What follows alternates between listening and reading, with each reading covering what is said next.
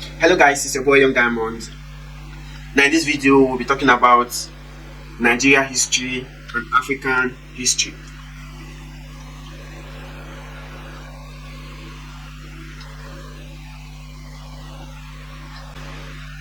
Oh, you are still here. Well, so sad. I don't even know the Nigerian history. And funny to say, I wasn't even taught history in school.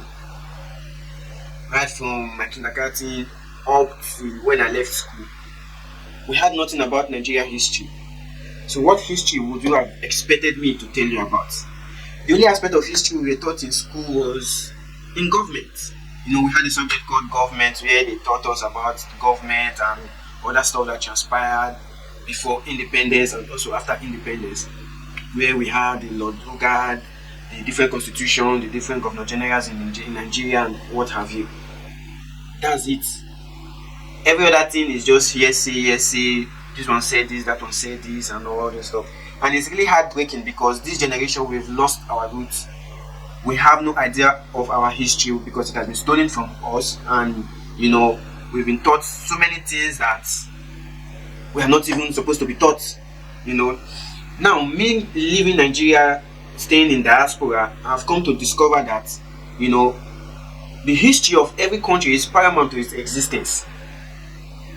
Now, history is being taught here in Italy. When you go to their classes, when you go to school, you will be taught history, Italian history, to preserve Italian culture. Now, also, if you go to France, you will also be taught the history of France and the culture of France.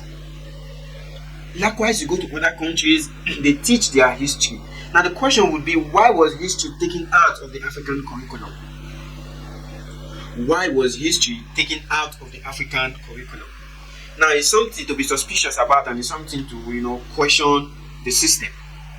Because if really they want us to know where we came from, they would have made it easier for us to get that information. Now, for me, it's just a conspiracy, to take us out from our roots, to feed us with, certain ideologies that does not match with where we come from, or where we came from, or where our fathers, they came from. So it is really heartbreaking whereby we are not even conversant, or we don't even know our history. The only thing we can tell you is about the Macpherson Constitution, the Clifford Constitution, and all the constitutions that came before the Nigerian independence, then Nigeria Republic, the Nigeria coup d'etat, Nigeria civil war. These are the only things that we have in history that we are being taught in schools today, and which is very, very sad.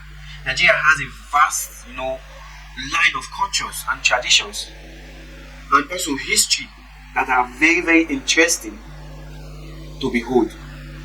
But these things are being suppressed. And we are not even, having a headsway about our culture or the history or thereabout. So when the identity of anyone is taken away, definitely they lose their sense of belonging, thereby aiming to take the identity of other people. Now, I've been in Italy for some years now, and it is likely difficult for anyone to bear or answer a foreign name. It's very difficult to see someone who is answering a name that is outside of the Italian naming system. Very difficult. Majority of them, a huge percentage of them, answers to their own name pertaining to the country or to the language. Likewise, when you go to France, the same thing. Likewise, when you go to other countries, it's also the same thing, regardless of who colonized them.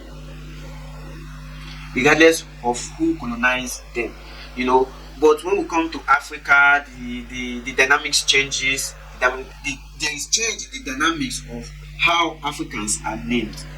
So, history, we need to go back to history.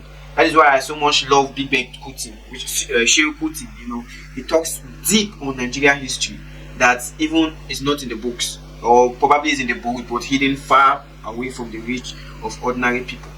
So, if this history is not made known, then the self-confidence will be lost. So the brokenness of the African system today is the loss of its identity and loss of its history. because your history will tell you the strength and the weakness that the people before you encountered, thereby boosting your own strength and your morale on what to do or the kind of stance you will take. So Nigeria history for me is a story that needs to be told all across the globe, even the African history. But how will that happen? We have to go back and open the books, I'll call it the book of chronicles of African system, so that we start embracing the great dynamics that this African system holds in the world today. The Japanese, they don't play with their culture, they don't play with their history. So all countries has its own history being taught, inculcated in their citizens, thereby promoting patriotism. It is your history that promotes patriotism, not by changing your national anthem. It doesn't work at all. Changing from old to new to old national anthem, thinking that will, promote patriotism, that is far from reality. Because when the sense of reality is lost, then things that are not even close to reality will be taken as a reality. When the national anthem was changed from the old anthem to the new anthem, thinking that it will promote patriotism, that is not what we promote patriotism. What we promote patriotism is the good leadership, leading by examples, leading in a way that the people will feel the impact of the leaders. I come in peace anyway. I will still go back and learn the African history and the Nigerian history. We need to do so, to understand the full dynamics of the power and what the African history holds, which is not being taught in school today, creating loss of identities and what have you. Until we meet again, it's your boy, Young Diamond. One love.